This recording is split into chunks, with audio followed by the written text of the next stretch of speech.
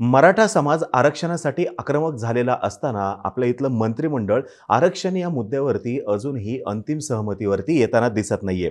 टिकणारं आरक्षण द्यायचं याच मुद्द्यावरती मंत्रिमंडळ आणि सर्वपक्षीय नेते यांच्यामध्ये खल चालू आहे. आजवर मराठा समाजाला आरक्षण देण्याचे प्रयत्न सरकारकडून सातत्याने झाले, पण या प्रयत्नांना कोर्टामध्ये यश आलेलं नाहीये. आणि या सर्व चर्चेमध्ये एक मुद्दा मात्र कायम डोकं वर काढत असतो, तो म्हणजे समान नागरी कायदा लागू करा आणि आरक्षणाचा विषय सगळ्यांसाठी कायमचा संपून टाका. आम्हाला नाही तर कोणालाच नाही अशी सुद्धा भूमिका याच्या मागे दिसतीये. पण हेही खरं आहे की समान नागरी कायदा आणि आरक्षण याला धरून आपल्या इथं गैरसमज मोठ्या प्रमाणात आहेत आणि समान नागरी कायदा आला की सर्वजण समान होणार आणि आरक्षण रद्द होणार असा सुद्धा एक समज आहे. आता याच्यामध्ये कितपत तथ्य आहे हे आज आपण सविस्तरमध्ये जाणून घेणार आहोत. यासोबतच समान नागरी कायदा आणि आरक्षण याचा संबंध आहे का याच्यावरती सुद्धा आपण प्रकाश टाकणार आहोत.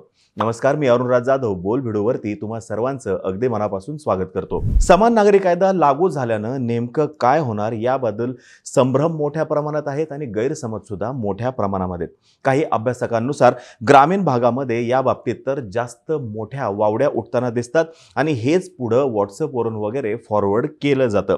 पण वस्तुस्थिती अशी आहे की समान नागरी कायदा आणि आरक्षण याचा दूरपर्यंत काहीही संबंध नाहीये.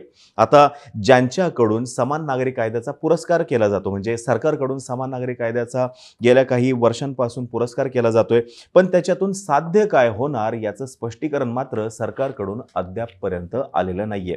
समान नागरी कायदा आणि आरक्षण यांचा मी मगाशी म्हणलं तसं दूरपर्यंत संबंध नाही आणि तरी सुद्धा प्रत्येक वेळेस समान नागरी कायद्याचा विषय काढला जातो, कारण की अर्धवट चर्चा ही नेहमीच राजकीय दृष्ट्या फायद्याची असते आणि याचा राजकीय फायदा घेण्याचाच प्रयत्न केला जातो. समान नागरी कायदा हा मुख्यतः 5-6 गोष्टींवरती प्रकाश टाकतो. लग्न, पालकत्व, घटस्फोट, दत्तक, वारसा आणि संपत्ती हे ते 5 घटक आहेत. याच्यामध्ये आरक्षण या मुद्द्याचा समावेश होत नाही.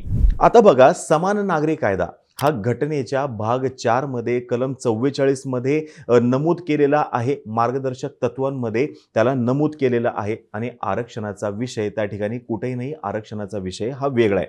भारतातील मागास प्रवर्गांना मुख्य प्रवाहात आणण्यासाठी आणि सामाजिक न्यायाचं तत्व खऱ्या अर्थाने आपल्या इथं इम्प्लिमेंट करण्यासाठी आरक्षणाची तरतूद करण्यात आलेली आहे.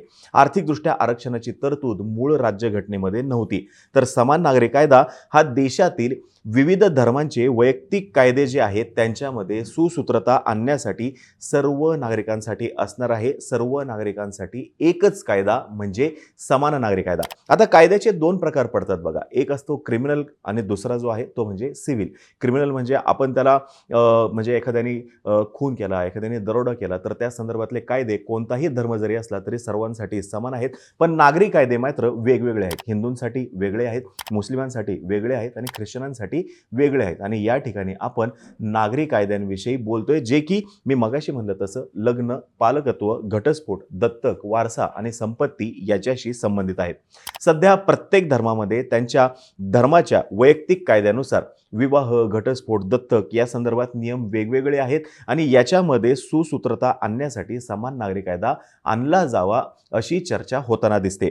उदाहरणार्थ आपल्या देशामध्ये हिंदूंसाठी वेगळा कायदा आहे, मुस्लिमांसाठी वेगळा कायदा आहे, ख्रिश्चनांसाठी वेगळा कायदा आहे. हे वैयक्तिक कायदे आहेत. म्हणजे समान घटना जरी घडलेली असेल तरी सुद्धा प्रत्येक धर्मामध्ये कायदा हा वेगवेगळा आहे आणि याच्यामध्ये एक सूत्रता आणणं गरजेचं आहे.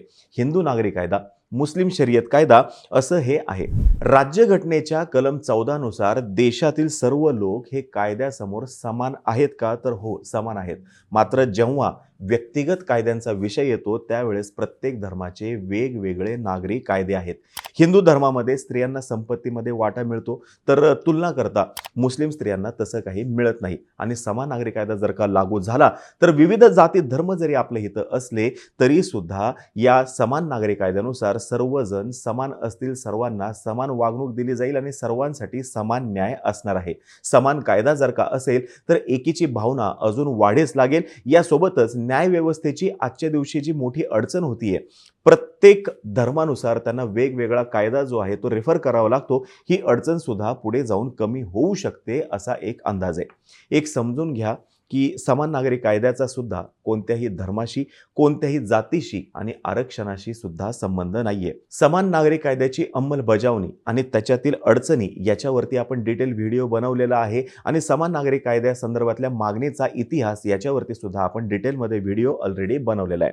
आता आपण जर का इतिहासामध्ये डोकावून पाहिलं तर लोकपालच्या मागणीसाठी सुद्धा अशीच जोरदार चर्चा होत होती. त्यासाठी तर मोठ्या प्रमाणात आंदोलनं झालेली होती आणि लोकपाल आला तर नेमकं काय होईल याच्याविषयी स्पष्टपणे कोणालाही काही सांगता येत नव्हतं.